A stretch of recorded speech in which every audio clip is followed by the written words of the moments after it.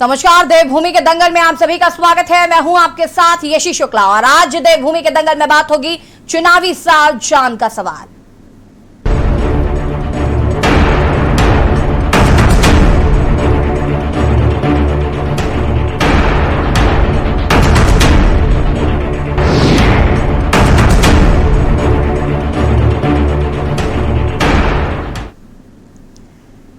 पूरे विश्व में कोरोना के नए वेरिएंट ओमिक्रॉन ने सभी की चिंताएं बढ़ा दी हैं। भारत में भी यह संक्रमण तेजी से अपने पांव पसार रहा है। देश में कोरोना वायरस के नए वेरिएंट ओमिक्रॉन को लेकर स्थिति धीरे धीरे गंभीर हो रही है। वहीं देश में अब तक ओमिक्रॉन वेरिएंट के 358 मामले मिल चुके हैं। यह नया वेरिएंट अब तक देश के 17 राज्यों में फैल चुका है। वहीं उत्तराखंड राज्य की बात करें तो राज्य में भी ओमिक्रॉन की दस्तक हो चुकी है। इन सबके बीच उत्तराखंड में अगले साल होने वाले विधानसभा चुनाव की सरगर्मियां भी जोरों पर हैं। रोजाना राजनीतिक रैलियां और कई कार्यक्रम हो रहे हैं, जिसमें कोविड प्रोटोकॉल का दूर दूर तक कहीं कोई पालन नहीं हो रहा है। आज इसी पर करेंगे चर्चा, लेकिन उससे पहले यह रिपोर्ट देखिए। देवभूमि का दंगल 4:30 PM VO1। देश के साथ ही उत्तराखंड में कोरोना और ओमिक्रॉन के मामले फिर से बढ़ने लगे हैं। उत्तराखंड में गुरुवार को कोरोना के 39 नए मरीज मिले। लगातार बढ़ रहे मामलों से केंद्र और राज्य सरकार चिंतित है। समस्या ये है कि राज्य में अगले साल होने वाले विधानसभा चुनाव के लिए सभी राजनीतिक दलों के कार्यक्रम चल रहे हैं। इन कार्यक्रमों में भारी भीड़ देखने को मिल रही है। नेताओं को तो ये भीड़ काफी अच्छी लग रही है। इस भीड़ के सहारे सभी दल चुनाव में जीत का दावा कर रहे हैं, लेकिन वास्तविकता में ये आपकी जान के लिए सही नहीं है। राजनीतिक कार्यक्रमों में ना तो सोशल डिस्टेंसिंग है और ना ही मास्क की व्यवस्था। केस हैं उसके अनुसार हमने ऑक्सीजन की व्यवस्था कर रखी है, बेड्स की व्यवस्था कर रखी है और 3 महीने की मेडिसिन की व्यवस्था कर रखी है। और साथ में जो आवश्यक चीजें हैं जैसे कि पीपीई किट्स हैं या प्रोटेक्शन के लिए जो मैकेनिज्म है वो सब हमने कर रखा है। और वैक्सीनेशन मतलब टेस्टिंग हमारे वहाँ बढ़ा दी गई है पेशेंट की, और टेस्टिंग है, वैक्सीनेशन है और ट्रीटमेंट है। 3 चीज़ों पे हम फोकस कर रहे हैं और उसके अनुसार हम सारी तैयारी करके बैठे हैं। केसेस हमारे वहाँ जो आ रहे हैं बहुत कम हैं, लेकिन आने वाली जो आशंका है, जो वर्ल्ड पे जो न्यूज़ चल रही है, जो बातें हो रही हैं, दूसरों देशों के एग्जाम्पल्स हैं, हमारे अपने देश में एग्जाम्पल हैं। देश की सरकार हो उसके प्रति बहुत सतर्क हैं। और कल ही माननीय प्रधानमंत्री जी ने एक लंबी बैठक इस सिलसिले में उच्च अधिकारियों के साथ की है। शासन प्रशासन उस पर कड़ी निगाह बनाए हुए हैं, उन्हें निर्देश दे दिए गए हैं और जैसी भी परिस्थितियां हो उसके अनुसार तुरंत कार्रवाई करने के निर्देश दिए गए हैं। अभी चूंकि हमारा देश ओमिक्रॉन संक्रमण से जूझने में सक्षम है और उत्तराखंड में लगातार बढ़ रहे मामलों को देखते हुए शासन की ओर से राज्य में नाइट कर्फ्यू लगाने की तैयारी है। उत्तराखंड के स्वास्थ्य मंत्री का दावा है कि संक्रमण को रोकने के लिए सभी अधिकारियों को निर्देशित किया गया है। साथ ही तीसरी लहर से निपटने के लिए सभी आवश्यक तैयारियां की गई है, जिसके तहत राज्य की सीमाओं, एयरपोर्ट, रेलवे स्टेशन और बस अड्डों पर कोरोना टेस्टिंग बढ़ाई गई है। साथ ही कोरोना संक्रमितों के लिए 6,572 ऑक्सीजन बेड, 1,016 वेंटिलेटर्स आरक्षित कर दिए गए हैं। वहीं कांग्रेस का आरोप है कि सरकार ने अस्पतालों में कोई तैयारी नहीं की है, ना ही टेस्टिंग हो रही है और ना ही वैक्सीनेशन। कोरोना वायरस जितने भी हमारे लोग हैं उनको जो है दोबारा टेस्टिंग की जाएगी और नए हिसाब से, क्योंकि संभावित तीसरी लहर को देखते हुए हमने जितने कॉलेजेज हैं, जितने हमारे विश्वविद्यालय हैं, वहाँ भी अब हर जगह टेस्टिंग बढ़ा दी है। और जितने हॉस्पिटल हैं हमारे उन पे अधिक से अधिक, चाहे वेंटिलेटर हो, चाहे ऑक्सीजन के सिलेंडर हों, हर प्रकार की तैयारी जो है सरकार कर रही है। सर 4 तारीख को मोदी जी की राजनीतिक रैलियां हो रही, दिन में, शाम को, रात को कर्फ्यू लगाया तो अच्छी बात है, भीड़ भाड़ न जुटे, इधर उधर न जुटे। लेकिन सबसे पहले तो सीमाओं पर जो बाहर से विदेश से लोग आ रहे हैं उनको चेक करना, इंतजाम करना, व्यवस्था करना वो है, क्योंकि बहुत से लोग गायब हो रखे जो हिंदुस्तान में है और सरकार के पकड़ने के बाहर जा रहे हैं। तो वो करने का जहाँ जाएंगे कोरोना को, इस बीमारी को फैलाएंगे। तो मैं समझता हूँ सरकार को उस प्रति गंभीर होना चाहिए, सचेत होना चाहिए और वो बात करे जो अपने आचरण में उतारें। हम दूसरों को उपदेश दें, भीड़ इकट्ठे न करो, हम हजारों लाखों की भीड़ को एड्रेस करें, तो इसको देखना चाहिए। रात है कर्फ्यू ठीक है, उचित व्यवस्था, लेकिन आगे स्कूल है, अस्पताल है, वो है, सारी चीजें हैं, शादी ब्याह है, उनके ऊपर ये गाज गिरेगी। तो सरकार सुनिश्चित करे कि जो बाहर से आ रहे चेक करे और व्यवस्था। कुल मिलाकर कोरोना और ओमिक्रॉन के बढ़ते मामले चिंता का विषय है। इससे ज्यादा दिक्कत चुनावी तैयारियों के लिए इकट्ठा हो रही भीड़ है।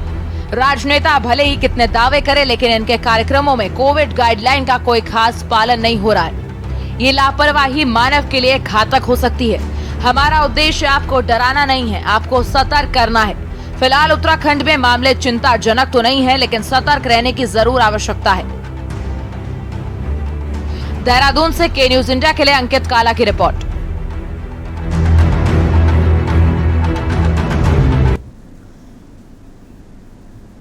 जी हां, तो आज देवभूमि के दंगल में हम बात कर रहे हैं चुनावी साल और जान का सवाल। पूरे विश्व में कोरोना के नए वेरिएंट ओमिक्रॉन ने सभी की चिंताएं बढ़ा दी हैं। भारत में भी ये संक्रमण तेजी से अपने पांव पसार रहा है। देश में कोरोना वायरस के नए वेरिएंट ओमिक्रॉन को लेकर स्थिति धीरे धीरे अब गंभीर हो रही है।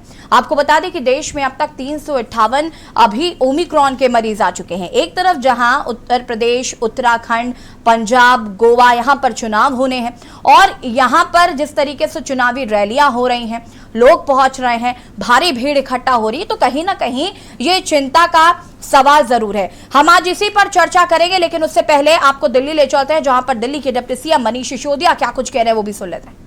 पंजाब सरकार की उनसे कैसी मिली भगत है, राजा बडिंग जी की और पंजाब के मुख्यमंत्री जी की इन बसों के ऑपरेशन में कितनी मिली भगत है, मैं उसको एक्सपोज करना चाहता हूं। राजा बडिंग जी को भी पता होगा, पंजाब की सरकार को भी पता है कि ये जो बादलों की बसें हैं, ये बसें पंजाब में 200-250 किलोमीटर चलती हैं, फिर हरियाणा में भी चलती हैं। उनको ना हरियाणा की भारतीय जनता पार्टी सरकार रोकती और ना पंजाब की कांग्रेस की सरकार रोकती, केवल और केवल दिल्ली सरकार रोकती है उनको। पिछले एक महीने में 115 बसें जब्त की हैं, 230 बसों के चालान कटे हैं और इलीगल तरीके से दिल्ली में इलीगल चल रही बादलों की बसों के 75 जब्ती तो केवल 3 दिन में हुई है। पिछले केवल 3 दिन में बादलों की 75 बसें जब्त की हैं और एक महीने में 115 बसें जब्त की हैं।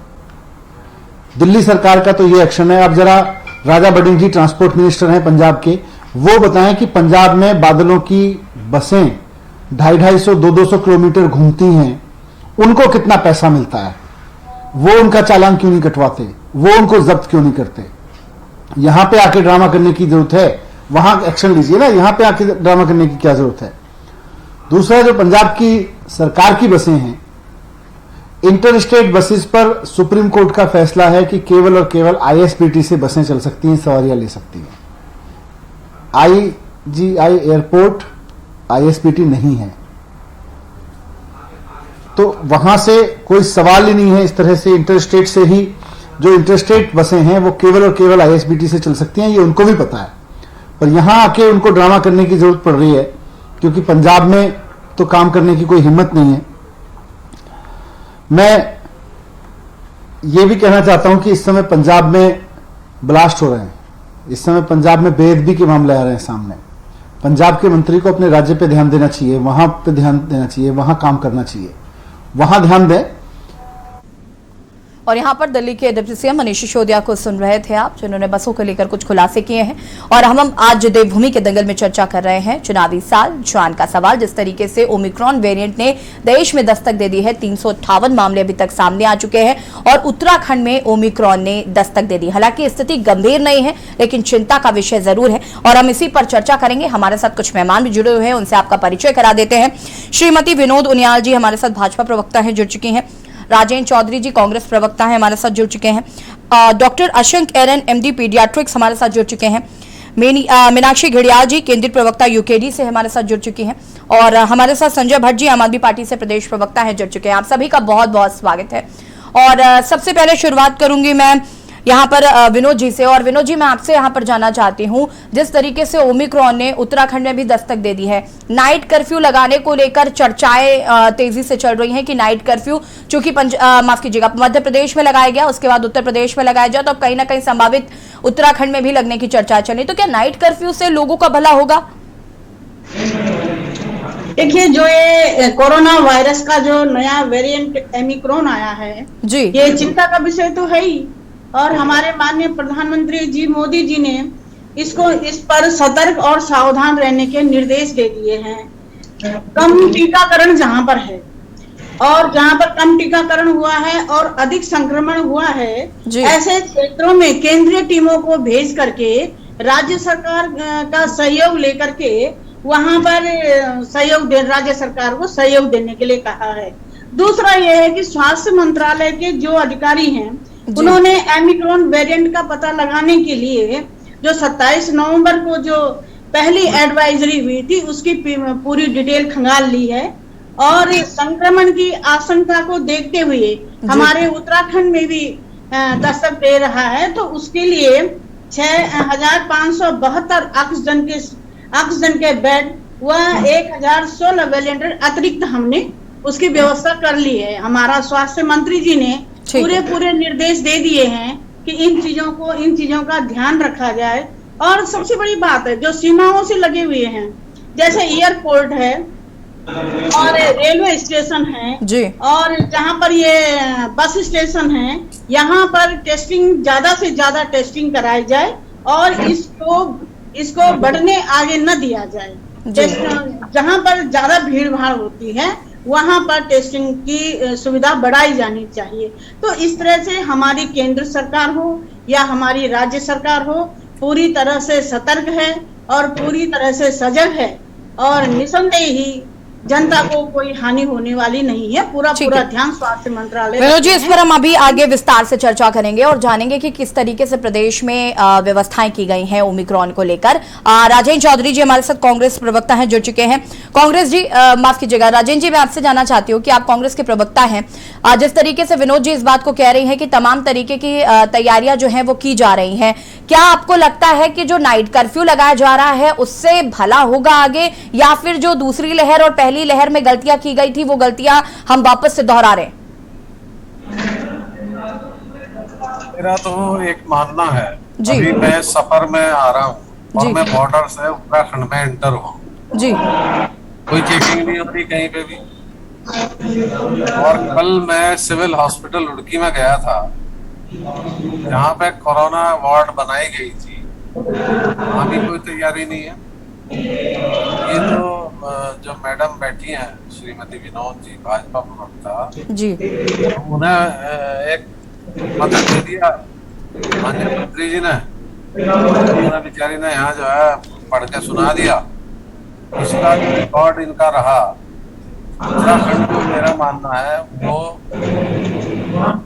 हमारे यहाँ सबसे ज्यादा टूरिस्ट पर्यटन राज्य है, पर्यटन से जुड़े लोग हैं, देव स्थान है हमारे यहाँ। बाहर से आस्था के कारण भी बहुत लोग आते हैं जी। जब हम बॉर्डर पे कोई चेकिंग नहीं कर रहे, अस्पतालों में हमारी कोई तैयारी नहीं है जी, यहाँ तक कि एम्स ऋषिकेश में भी जो वेंटिलेटर बेड है वो अभी सुचारू रूप से उपलब्ध नहीं है।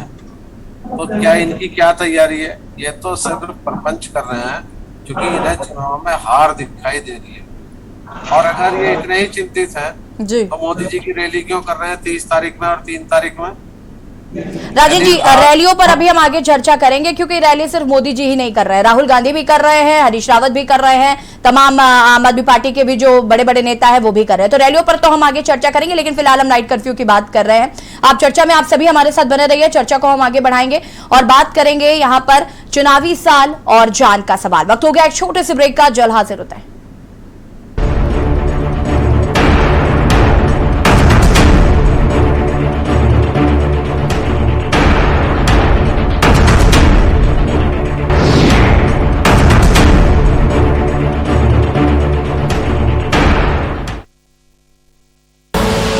आप देख रहे हैं के न्यूज, खबरों का सारथी।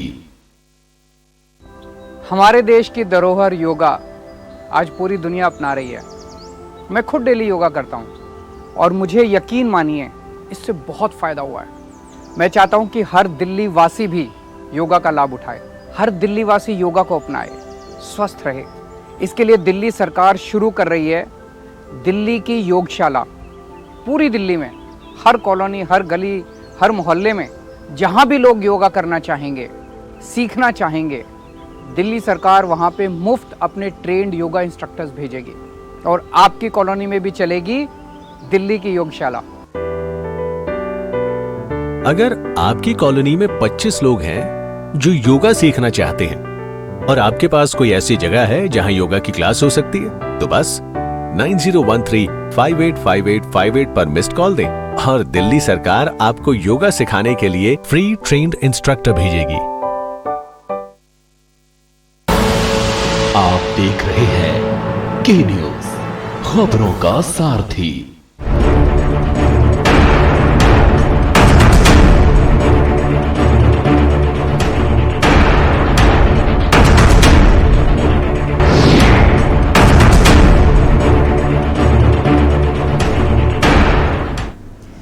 ब्रेक के बाद एक बार फिर से आप सभी का स्वागत है और हम बात कर रहे हैं चुनावी साझवान का सवाल। और यहां पर ओमिक्रॉन वेरिएंट की हम बात कर रहे हैं जिसने उत्तराखंड में दस्तक दे दी। हालांकि यहां पर नाइट कर्फ्यू लगाने की तैयारी की जा रही है, लेकिन बड़ा सवाल है कि क्या नाइट कर्फ्यू लगाने से हम ओमिक्रॉन वेरिएंट को कंट्रोल में कर सकते हैं या क्या कुछ तैयारियां सरकार ने की है। चर्चा इसी पर हमारे साथ लगातार मेहमान जुड़े हुए हैं। मीनाक्षी जी का रुख कर लेते हैं, केंद्रीय प्रवक्ता है यूकेडी से। मीनाक्षी जी, मैं आपसे जानना चाहती हूँ यहाँ पर कि नाइट कर्फ्यू को लेकर आपका क्या सोचना है। आपको क्या लगता है कि नाइट कर्फ्यू जो है उससे उत्तराखंड में जो ओमिक्रॉन की आज दस्तक हुई है ये आगे जाके आगे बढ़ेगी नहीं? और बहुत कम शब्दों में मैं चाहूंगी कि आप पहले प्रतिक्रिया दें, उसके बाद चर्चा को आगे बढ़ाएंगे। बिल्कुल, आप देखिए जब नाइट कर्फ्यू की बात होती है तो मुझे तो ये चीज समझ में नहीं आ रही है कि नाइट कर्फ्यू का मतलब क्या है जी। मतलब ये है आप रात को जैसे मोदी जी आते हैं, मुंह पे मास्क लगा के बोलते हैं कि 2 गज की दूरी अभी भी है जरूरी, और सुबह लाखों की भीड़ इकट्ठी करते हैं। तो आप ये बताइए ना कि इसका फायदा क्या है उस नाइट कर्फ्यू का। अगर आप रात को नाइट कर्फ्यू लगा भी दें तो उसके बाद दोपहर में आप देख ही रहे राजनीतिक रैलियों के क्या हाल है।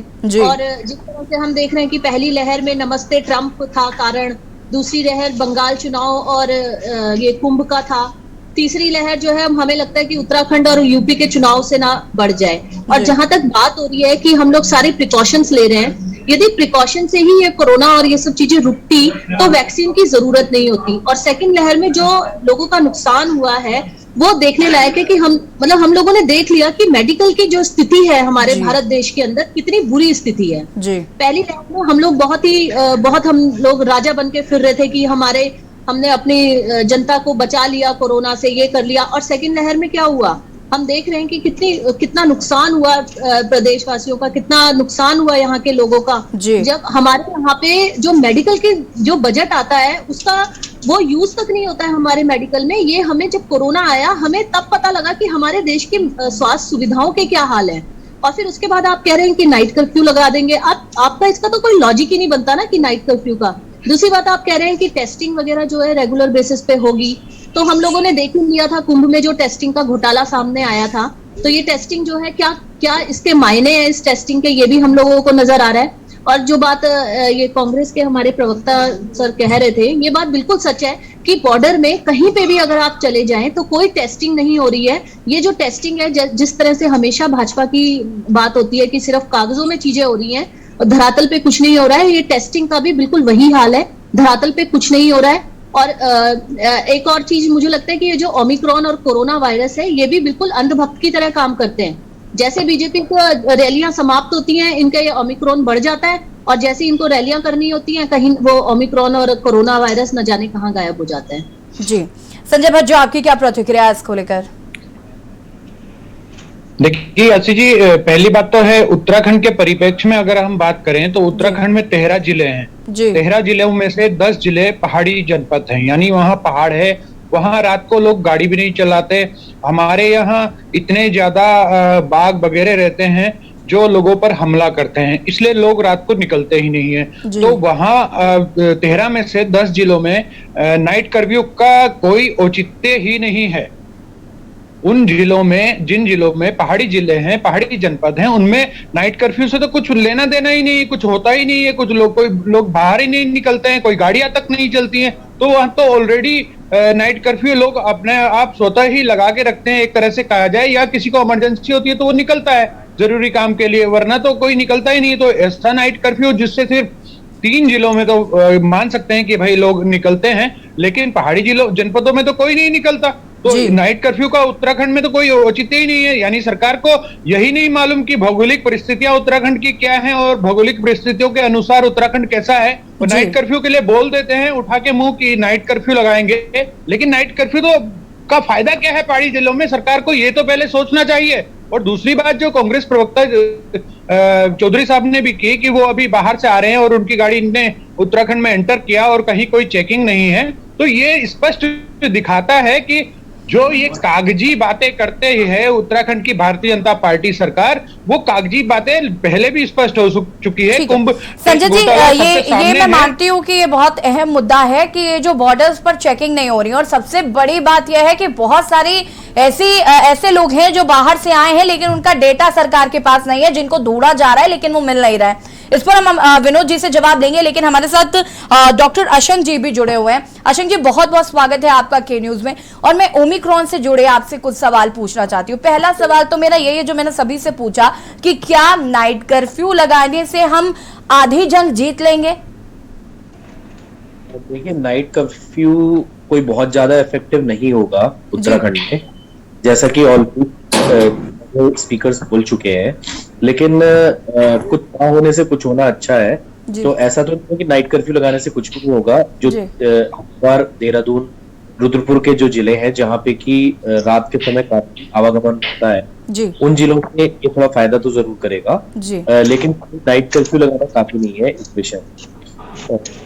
ठीक है अशंक जी, मैं इसके बाद आपके पास वापस आऊंगी। 2-3 सवाल आपसे पूछने हैं ओमिक्रॉन को लेकर कि किस तरीके से हम प्रिकॉशंस भी कर सकते हैं। चर्चा को हम आगे बढ़ाएंगे यहाँ पर, और बात कर रहे हैं चुनावी साल ज्वाइन का सवाल। और वक्त हो गया एक छोटे से ब्रेक का, जल्द हाजिर होते हैं।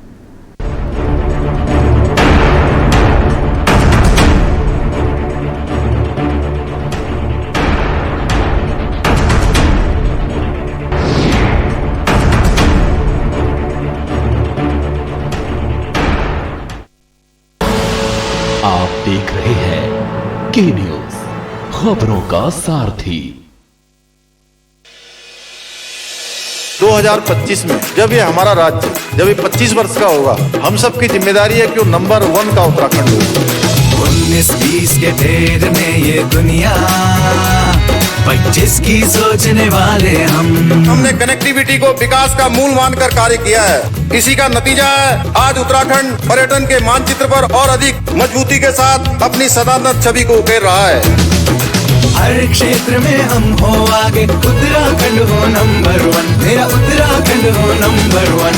18,000 करोड़ से भी अधिक की विकास योजनाओं का लोकार्पण व शिलान्यास किया जा रहा है, जिसमें दिल्ली देहरादून एक्सप्रेस वे भी शामिल है। इस एक्सप्रेस वे के बनने से दिल्ली से देहरादून की दूरी मात्र 2 घंटे में पूरी की जाएगी। कुछ वर्ष पूर्व ऐसा सोचना भी अकल्पनीय सा लगता था। मौसम से बदलाव है देखे, बीते कल ने आज देखे, पगडंडी में सड़क है देखी, नदियों ने पुल बनते देखे, हर दिन होता सुंदरता समृद्धि का संगम। हर क्षेत्र में हम हो आगे,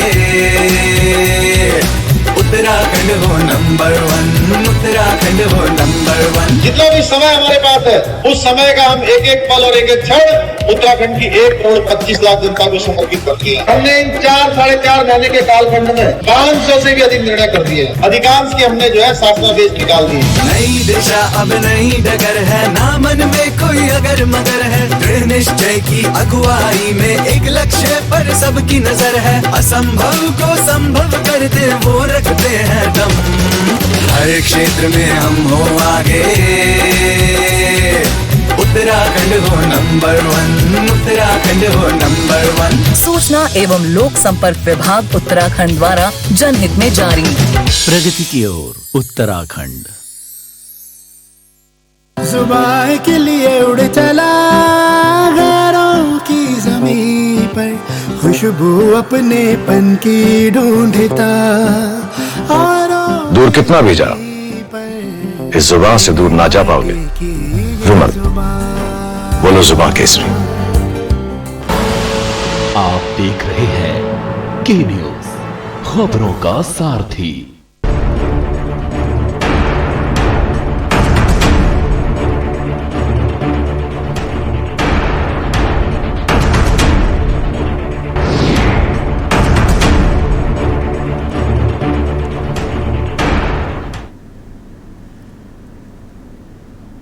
ब्रेक के बाद एक बार फिर से आप सभी का स्वागत है और बात कर रहे हैं चुनावी साल जॉन का सवाल। ओमिक्रॉन वेरिएंट के देवभूमि में हुई दस्तक। आपको बता दें कि देवभूमि में ओमिक्रॉन वेरिएंट के 2 मरीज मिले। हालांकि कोरोना के मरीजों में भी अब इजाफा देखने को मिल रहा है। सरकार की चिंता बढ़ गई है। सरकार एक और जहां पर नाइट कर्फ्यू लगाने के बारे में सोच रही है, तो वहीं से विपक्ष की भी तीखी प्रतिक्रिया आनी शुरू हो गई है कि सरकार तैयारियां नहीं कर रही है बल्कि नाइट कर्फ्यू लगा रही है। और एक तरफ रैलियों का दौर भी जारी है, जहां चुनाव होने हैं, तमाम बड़े बड़े नेता आकर जो बड़ी बड़ी जनसभाएं कर रहे हैं, भारी संख्या में लोग पहुंच रहे हैं। कोरोना प्रोटोकॉल की जमकर धज्जियां उड़ाई जा रही हैं। आधे से ज्यादा लोग कोरोना प्रोटोकॉल्स क्या थे ये भी भूल चुके हैं। तो कहीं ना कहीं अब चिंताएं बढ़ गई हैं, जिसकी चिंता हाईकोर्ट ने भी जताई है। अगर हम उत्तर प्रदेश की बात करें तो वहां पर भी हाईकोर्ट ने इस बात की चिंता जताई है कि जिस तरीके से चुनाव हो रहे हैं, रैलियां हो रही, तो कहीं ना कहीं अब चुनावों को पोस्टपोन कर देना चाहिए। लेकिन रैलियों का क्या, जिस तरीके से रैलियां हम आए दिन देख रहे हैं, जनसभाएं हो रही हैं, अब ओमिक्रॉन वेरिएंट के मरीज भी जो है वो भी देखने को मिल रहे हैं। साथ ही साथ अगर हम बात करें तो कोरोना के मरीजों में भी इजाफा हो रहा है। तो कहीं ना कहीं ये भी सवाल उठ रहा है कि दूसरी लहर में हमने जो तस्वीर देखी, क्या हम वो तस्वीर दोबारा दोहराएंगे या फिर हमने वो सारी व्यवस्थाएं कर ली हैं जिनकी वजह से दूसरी लहर में हमें खामियाजा भुगतना पड़ा था। चर्चा हम इसी पर कर रहे हैं। हमारे साथ लगातार मेहमान भी जुड़े हुए हैं। सीधे अशंक जी का रुख कर लेते हैं। अशंक जी, मैं आपसे यहाँ पर जानना चाहती हूँ, ओमिक्रॉन वेरिएंट जिस तरीके से कहा जा रहा है कि बहुत तेजी से लोगों में फैलता है, ऐसे में एक तरफ रैलियां भी हो रही है, चूंकि उत्तराखंड में भी चुनाव होने हैं, बड़े बड़े नेता जो है वो रैलियां कर रहे हैं। महज नाइट कर्फ्यू लगा देना इसका सोल्यूशन नहीं हो सकता। आपके हिसाब से कोरोना के जो प्रोटोकॉल्स हैं उनका किस तरीके से हमें पालन करना चाहिए और क्या क्या चीजें हैं जो हमें करनी चाहिए जिससे हम बच सकते हैं ओमिक्रॉन वेरिएंट के इन्फ्लुएंस में आने से? देखिए, मैं बहुत शॉर्ट में एक ब्रॉडर पर्सपेक्टिव आपको बताता हूँ इसका। ये जो ओमिक्रॉन वेरिएंट है, जैसा आपको पता है कि इतना डेंजरस नहीं है जी। तो अभी प्रेजेंटली हमें ये चीज देखनी चाहिए कि हमें वो सब एक्टिविटीज रेस्ट्रिक्ट करनी चाहिए जो कि मैंडेटरी नहीं है। पिछली बार सेकेंड वेव और फर्स्ट वेव के दौरान जिस तरह से लॉकडाउन लगा था और जिस तरह से लोगों को अपने रोजगार तक की नौबत आ गई थी कि रोजगार छिन गए थे लोगों के, तो हमें इतना ज्यादा स्ट्रिक्ट तो नहीं होना इस बार, क्योंकि ये इतना डेंजरस नहीं है। ऐसा नहीं कि हम बिल्कुल ही लॉकडाउन लगा दें, या दिन के टाइम में सब लोग बोल रहे हैं कि रात का ही कर्फ्यू क्यों लगाया है, रात में ही कोरोना कैसे रिस्ट्रिक्ट हो जाएगा। तो दिन के टाइम का तो नहीं लगाना चाहिए, क्योंकि दिन में ये इतना डेंजरस नहीं है कि हम लोगों के लिए लॉकडाउन लगा दें या उनको ऑल्टरनेट डे जाने के लिए कहें या कुछ ऐसा काम करें जी। साथ के साथ जैसे रेस्ट्रिक्शंस जो होते हैं एट द सिटी के जो इंटर स्टेट बाउंड्रीज में और अंदर आने जाने के लिए, उससे भी बहुत ज्यादा परेशानी लोगों को होती है। पिछली बार भी उससे बहुत ज्यादा परेशानी हुई थी। इसको एक बहुत लाइटर वे में करना पड़ेगा, क्योंकि अगर इसको हम सख्ती से करेंगे तो लोग परेशान ज्यादा होंगे और ओमिक्रॉन इतना डेंजरस नहीं है कि इससे असुविधा ज्यादा हो।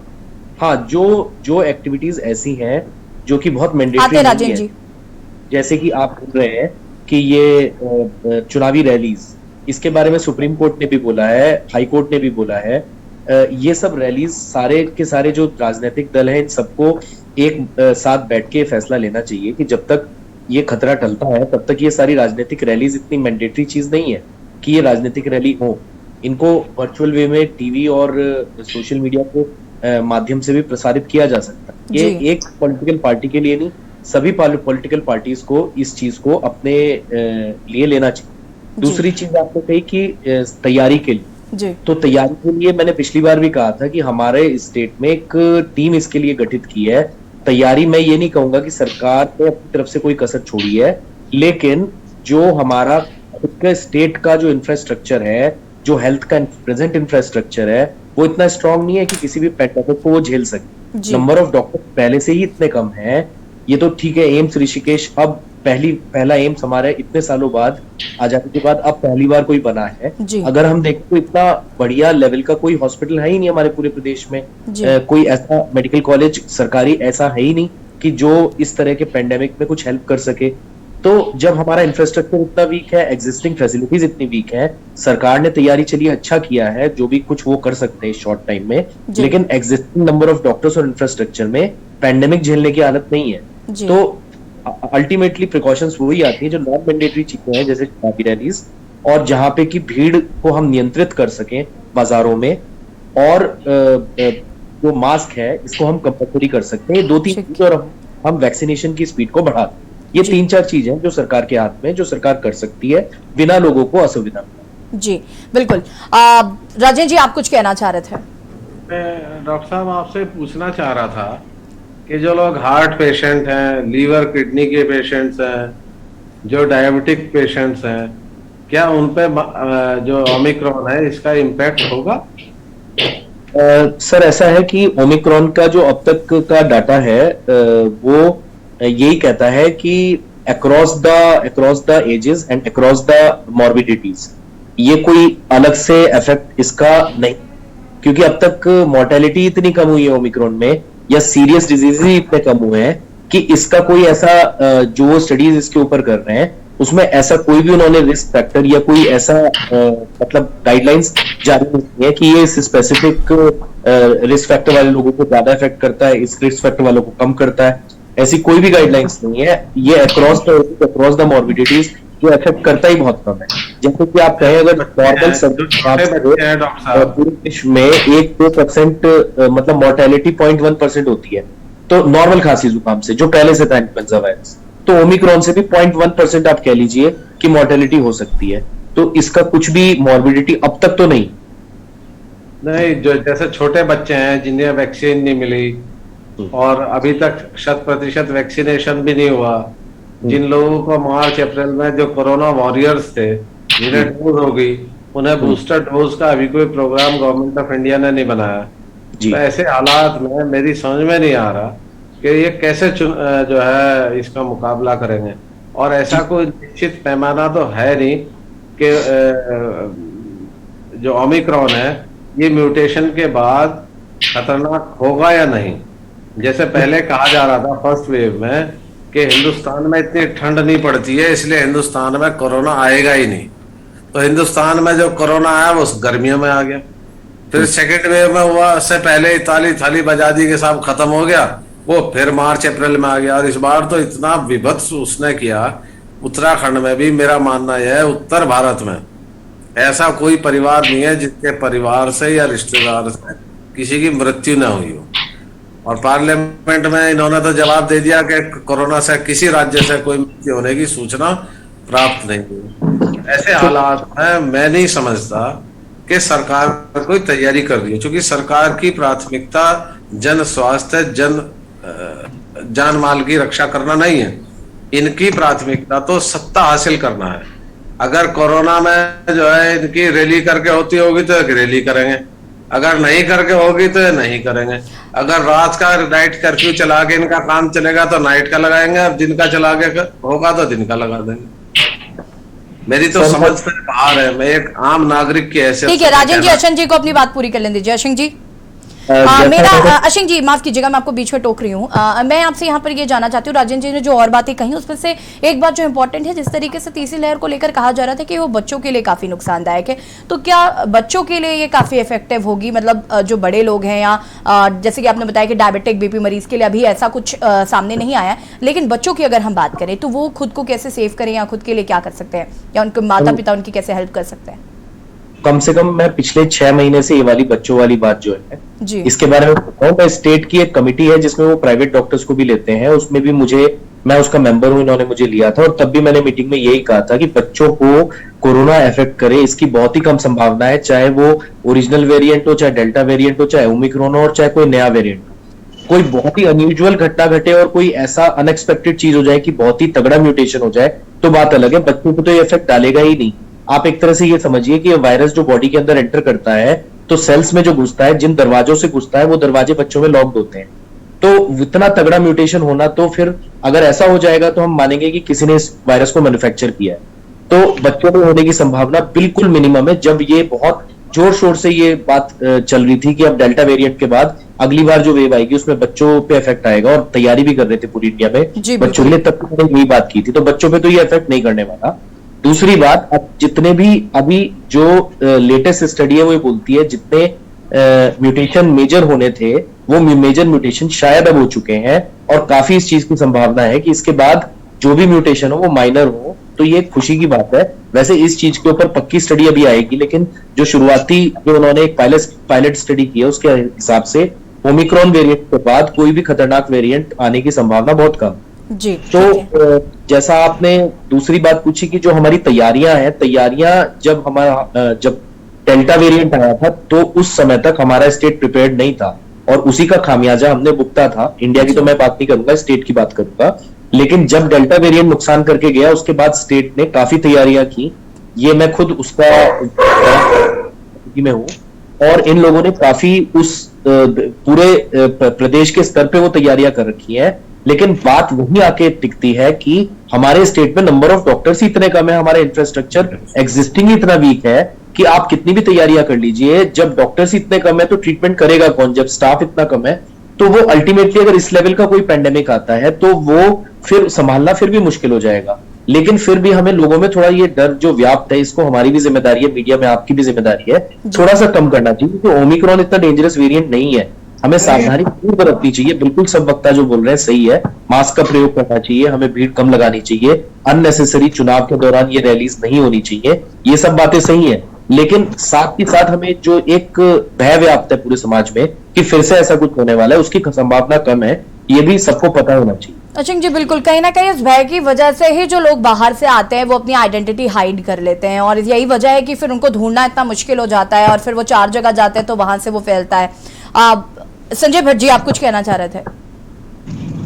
जी, मैं डॉक्टर अश्विन साहब की बात को भी आगे बढ़ाना चाह रहा था, क्योंकि दूसरी लहर जब आई बहुत खतरनाक थी वो, और युवाओं के साथ भी घटना घटी। क्योंकि पहली लहर में देखा था हमने कि जो ज्यादा उम्र के लोग थे उनके साथ ज्यादा घटनाएं घटी थी, लेकिन दूसरी लहर में क्योंकि युवाओं के लिए साथ भी हुआ, चाहे वो 18 साल के हों, 25 साल के, 32 साल के, उनकी डेथ हुई है। लेकिन एक बात ये भी सच है कि दूसरी लहर में जब बच्चों को बुखार आया तो वो 1 दिन, 2 दिन या 3 दिन में ठीक हो गया। क्योंकि मैं कोई डॉक्टर तो नहीं हूं, लेकिन जो मैंने अपने आसपास देखा या सब कुछ देखा, माहौल में देखा, उसके आधार पर कह रहा हूं। और अभी भी पिछले 1-1.5 महीने से कुछ लोगों के हाथ पांव में बहुत दर्द है, कुछ लोग चलने में दिक्कत कर रहे हैं, कुछ हो सकता है वो वैक्सीन लगाने के वजह से कुछ इफेक्ट आए हैं उनके अंदर, लेकिन ऐसा है। और जहां तक डॉक्टर साहब ने कहा है कि ये जो वेरिएंट है ओमिक्रॉन, ये इतना ज्यादा खतरनाक नहीं है, फैलने की गति तो तेज बताई जाती है इसकी, लेकिन ये इससे मृत्यु दर जो है वो बहुत मामूली है। अभी तक का जो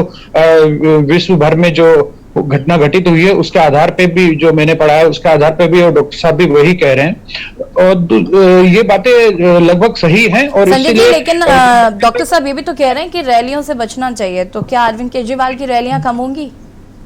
जी, उसी पर मैं जा रहा था कि दूसरी बात यह है कि जनता को बहुत ज्यादा डराना नहीं चाहिए, लेकिन साथ के साथ हमें प्रिकॉशन भी लेना चाहिए, जैसे मास्क का प्रयोग या भीड़ भाड़ में ना जाना, वो हम सबको स्वतः ही सोचना होगा। और सरकार भी उस पर समय समय पर जागृत करती रहती है, और जागृत और ज्यादा करने की जरूरत है। और जहां तक हमारे राज्य की जो स्वास्थ्य की हालात है वो सबने देखे हैं दूसरी लहर में कि किस प्रकार से हम लोगों को दिक्कतें हुई। हमारे मंत्री तक ने यहाँ तक कह दिया, उत्तराखंड के मंत्री जो भाजपा के हैं, कि शमशान घाटों में लकड़ियों की कमी नहीं होने दी जाएगी। और तीसरी बात ये कि जब हाईकोर्ट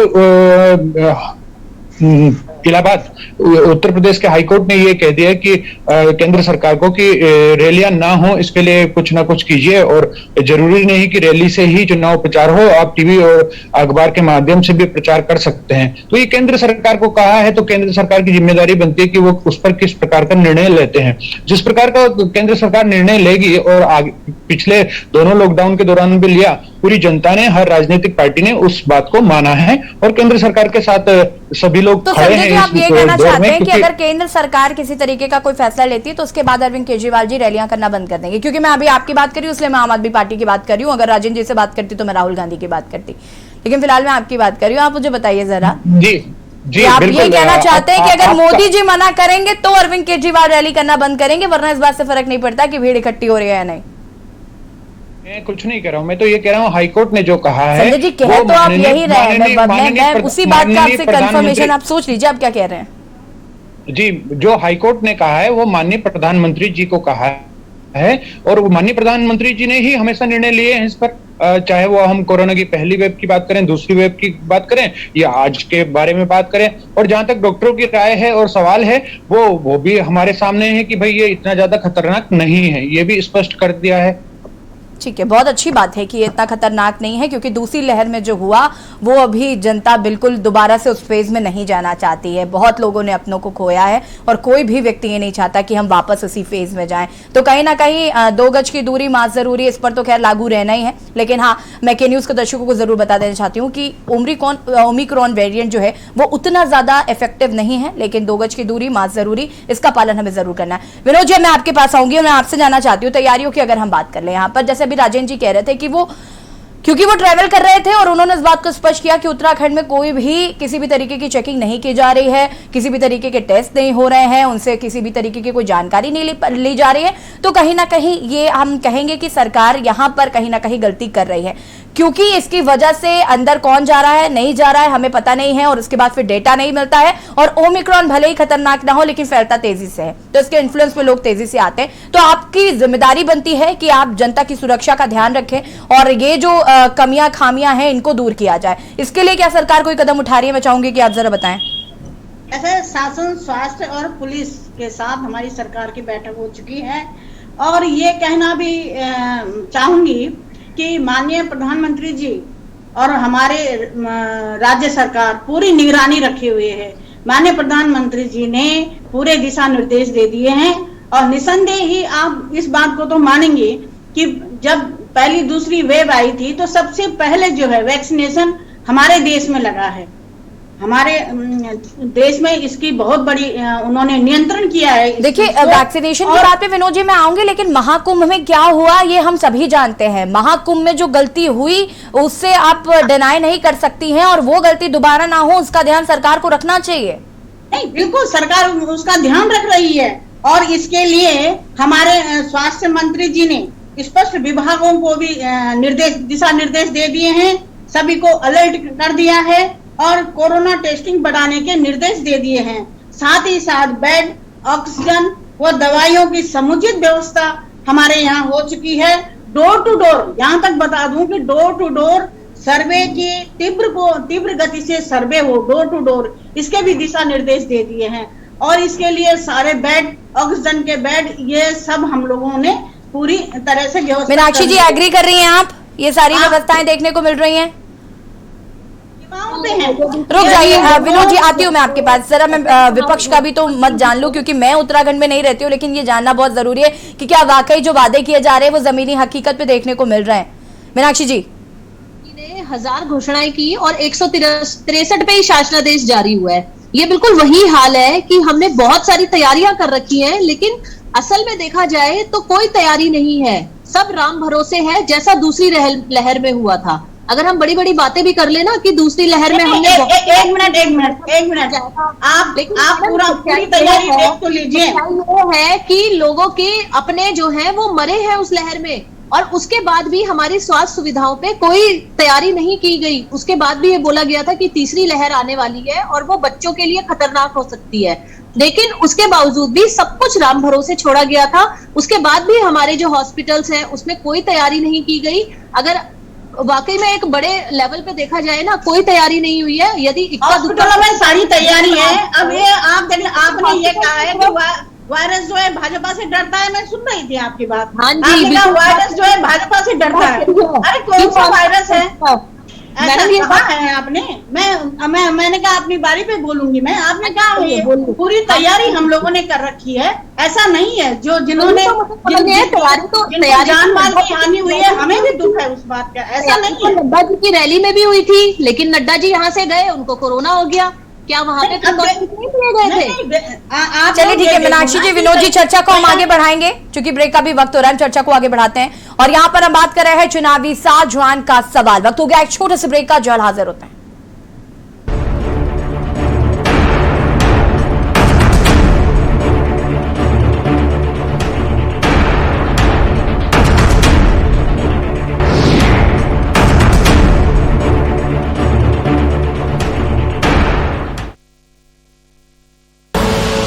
आप देख रहे हैं के न्यूज, खबरों का सारथी।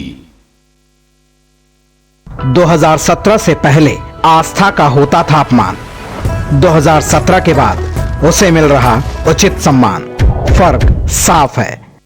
2017 से पहले रंगदारी के कारण करना पड़ता था पलायन, 2017 के बाद सुरक्षित माहौल में हो रही घर वापसी। फर्क साफ है। 2017 से पहले मारा जाता था गरीबों का हक, 2017 के बाद पीएम आवास के जरिए मिली पक्की छत। फर्क साफ है। 2017 से पहले भूमाफिया रहते थे मौज में, 2017 के बाद रहते हैं जेल में। फर्क साफ है। खुदी को आजमाया है तो ये अंदाज आया है, खुदी को आजमाया है तो ये अंदाज आया है। तुम में भी मैं हूं, शुद्ध प्लस पान मसाला। आप देख रहे हैं के न्यूज, खबरों का सारथी।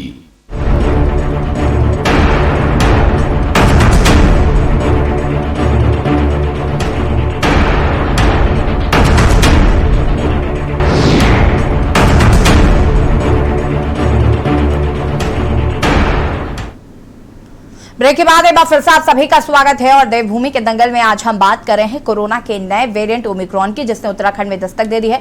358 केसेस ओमिक्रॉन के पूरे देश भर में हो चुके हैं।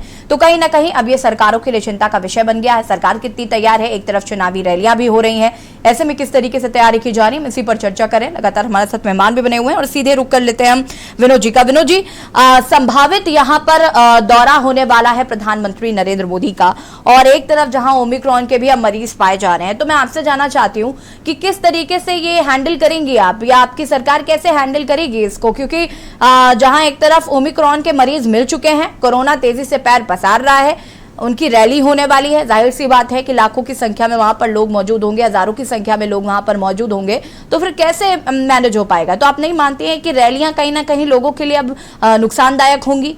अब ये रैलियां बंद कर देनी चाहिए, या जैसे कि अभी अशंक जी कह रहे थे कि हमें वर्चुअली रैली करनी चाहिए, क्या इस ओर आप लोगों का कोई ध्यान गया है?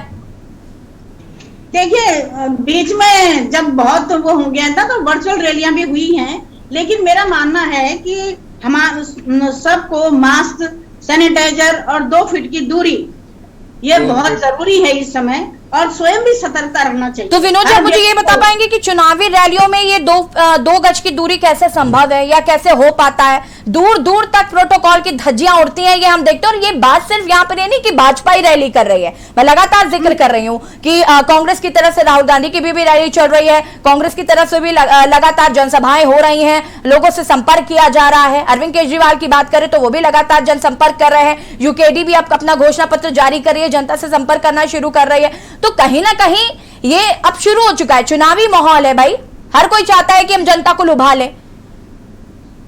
सबसे पहले तो ये है ना कि हमारे स्वास्थ्य मंत्री जी ने इसकी पूरी व्यवस्था कर रखी है। सैनिटाइजर, हम जहाँ वर्चुअल रैलियां भी हुई हैं, ऐसा नहीं है जब बहुत तीव्र, इस समय इतना वो नहीं है। अभी डॉक्टर साहब की बात में सुन रही थी, उन्होंने स्वयं कहा है कि इस समय, अब हम लोग तो नहीं कहेंगे लेकिन डॉक्टर लोग तो कह रहे हैं ना कि काफी सुविधाएं हो रखी हैं अस्पतालों में, और निसंदेह हाई कोर्ट भी तो कह रहा है ना, सुप्रीम कोर्ट भी तो कह रहा है ना, ये डॉक्टर साहब के अलावा हाई कोर्ट, सुप्रीम कोर्ट भी तो चिंता जाहिर कर रहे हैं ना विनोद जी। और वो फॉलो करवाएगी, और तैयारी धन सिंह रावत जी ने कर रखी है, ये कहने का मतलब है आपका? पूरा बीजेपी फॉलो नहीं करेगी क्योंकि धन सिंह रावत जी ने पूरी तैयारी कर रखी है। तैयारी, अरे आपको अभी बैठक हुई है कल, शासन की, पुलिस की और इनके स्वास्थ्य मंत्रालय की बैठक हुई है, उसमें पूरा दिशा निर्देश दिए गए हैं। राजेंद्र जी, आप कह सकते हैं अपनी बात? आप मुझे बताइए, हम डिजिटल इंडिया कर रहे हैं तो हम क्यों नहीं डिजिटल रैलियां कर सकते हैं? क्या क्यों हमें 1 लाख की भीड़ जमा करने की जरूरत पड़ रही है? क्योंकि हम अच्छी तरह नहीं है कि हम लोग तैयारी नहीं कर रहे, हम डरते नहीं है, कर पा रहे हैं। स्कूल आप लोगों ने बंद करवाए हुए, स्कूल के बच्चे पढ़ाई नहीं कर पा रहे हैं। डिजिटल इंडिया के नाम पे हम बिल्कुल फेलियर हैं, हम हर चीज में फेलियर, हम स्वास्थ्य में फेल हैं, देखिए जो रिस्पॉन्सिबिलिटी बीजेपी की थी हम हर चीज में फेल है। और ठीक है मीनाक्षी जी एक मिनट, मीनाक्षी जी एक मिनट रुक जाइए, मीनाक्षी जी एक मिनट रुक जाइए, मीनाक्षी जी एक मिनट रुक जाइए। राजेंद्र जी अपनी बात को कुछ कहना चाहते हैं, विनोद जी आती हूँ मैं आपके पास, राजेंद्र जी अपनी बात को पूरा कर सकते हैं। मैं उनियाल बहन जी से एक चीज पूछना चाहता हूँ जी। जैसा डिबेट में डॉक्टर एरन ने ये स्पष्ट किया कि हमारा इंफ्रास्ट्रक्चर कमजोर है, सरकारी हॉस्पिटल्स हमारे पास कम है और स्टाफ कम है, स्टाफ भी कम है, और उत्तराखंड की स्वास्थ्य सेवाएं प्राइवेट हॉस्पिटल्स के ऊपर डिपेंड करती हैं, उन्हीं के ऊपर आधारित है। तो क्या राज्य सरकार ने कोई ऐसा जो है मापदंड तय किया है कि कोरोना का जो मरीज वेंटिलेटर पे जाएगा या जिसे बेड चाहिएगा उसका डेली का जो है अस्पताल कितना अधिकतम चार्ज ले सकता है? ठीक है, माफ कीजिएगा राजेंद्र जी, समय की बहुत कमी है, चर्चा को यहीं समाप्त करना होगा। फिलहाल आप सभी का बहुत बहुत शुक्रिया देवभूमि के दंगल की चर्चा में शामिल होने के लिए। और देवभूमि के दंगल में हम बात कर रहे थे कोरोना के नए वेरिएंट को लेकर किस तरीके से तैयारियां की गई हैं। इसी बीच लखनऊ से आपको बड़ी खबर बता देते हैं। लखनऊ से बड़ी खबर, 69,000 सहायक अध्यापक भर्ती प्रक्रिया में प्रभावित आरक्षित वर्ग के अभ्यर्थियों की होगी भर्ती। बड़ी खबर आपको बता रहे हैं, बेसिक शिक्षा राज्य मंत्री ने दी है जानकारी। आपको बता दें कि यह प्रक्रिया आज से ही प्रारंभ कर दी गई है। लखनऊ से खबर, 69,000 सहायक अध्यापक भर्ती प्रक्रिया में प्रभावित आरक्षित वर्ग के अभ्यर्थियों की होगी भर्ती। आपको बता दें कि अभ्यर्थी लगातार प्रदर्शन कर रहे थे, अपनी आवाज उठा रहे थे। बेसिक शिक्षा राज्य मंत्री ने इस बात की जानकारी दी है कि अब उनकी भर्ती होगी। प्रक्रिया आज से ही प्रारंभ कर दी गई है। लखनऊ से खबर, 69,000 सहायक अध्यापक भर्ती प्रक्रिया में प्रभावित आरक्षित वर्ग के अभ्यर्थियों की होगी भर्ती। बेसिक शिक्षा राज्य मंत्री ने दी है जानकारी। प्रक्रिया आज से ही प्रारंभ कर दी गई है। और इसी खबर पर ज्यादा जानकारी के लिए हमारे संवाददाता शिव प्रताप फोन लाइन पर जुड़ चुके हैं। शिव प्रताप, जिस तरीके से 69,000 सहायक शिक्षा भर्ती प्रक्रिया में अभ्यर्थी आंदोलनरत थे, प्रभावित आरक्षित वर्ग की भर्तियां आज से शुरू कर दी जाएंगी, इसको लेकर क्या कुछ जानकारी है? देखिए, ये उत्तर प्रदेश सरकार की तरफ से बड़ा फैसला लिया गया है। पिछले काफी वक्त से ये तमाम जो शिक्षक सहायक अभ्यर्थी के लोग थे जो परीक्षाएं दे चुके थे, वो सभी लगातार प्रदर्शन कर रहे थे और सरकार से डिमांड कर रहे थे। इसको लेकर के तमाम पॉलिटिकल पार्टीज से भी लोगों ने मुलाकात की थी, लेकिन अंततः मुख्यमंत्री से मुलाकात करने के बाद कल अब उत्तर प्रदेश सरकार की तरफ से ये फैसला लिया गया है कि जो 69,000 सहायक शिक्षक भर्ती हुई थी और उसमें जो 17,000 सहायक शिक्षक नहीं हो पाए थे, जो रिक्त पद रह गए थे आरक्षण के मामले को लेकर के, उस पर अब भर्ती फिर से शुरू होगी और 6 तारीख यानी कि 6 जनवरी को नियुक्ति पत्र भी दे दिया जाएगा। यानी कि जो शिक्षक भर्ती हुई थी उसी आधार पर, उसी परीक्षा पर इन तमाम उन अभ्यर्थियों को नियुक्ति दी जाएगी। जी बिल्कुल, एक बड़ा फैसला है शिव प्रताप। अभ्यर्थियों का क्या कुछ कहना है इसको लेकर? देखिए, अभ्यर्थी पिछले काफी वक्त से उत्तर प्रदेश के अलग अलग स्थानों पर, लखनऊ में, अलग अलग जिलों में प्रदर्शन कर रहे थे और डिमांड कर रहे थे कि आरक्षण घोटाला जो हुआ है 69,000 सहायक शिक्षक भर्ती में, उसकी विसंगति को दूर किया जाए। इस पर आज उत्तर प्रदेश सरकार ने ये फैसला ले लिया है और इसके बाद अब उन अभ्यर्थियों में काफी खुशी की लहर है कि एक बार फिर से वो अब उत्तर सरकार के लिए काम कर सकेंगे, कर्मचारी बन सकेंगे। बिल्कुल, कहीं ना कहीं जिस तरीके से लगातार शिव प्रताप प्रदर्शन किया जा रहा था अभ्यर्थियों द्वारा, आखिरकार उनकी मेहनत रंग लाई है और उत्तर प्रदेश सरकार ने एक बड़ा फैसला ले लिया है। आपका बहुत बहुत शुक्रिया तमाम जानकारी के लिए। आपको बता दें कि 69,000 सहायक शिक्षा प्रक्रिया मामले में प्रभावित आरक्षित वर्ग के अभ्यर्थियों की भर्ती प्रक्रिया अब शुरू हो रही है। आपको बता दें कि अलग अलग जिलों में ये अभ्यर्थी प्रदर्शन कर रहे थे, सरकार के खिलाफ उनके अंदर काफी आक्रोश था और आखिरकार उत्तर प्रदेश सरकार ने एक बड़ा फैसला लिया है और प्रक्रिया आज से ही प्रारंभ कर दी गई है।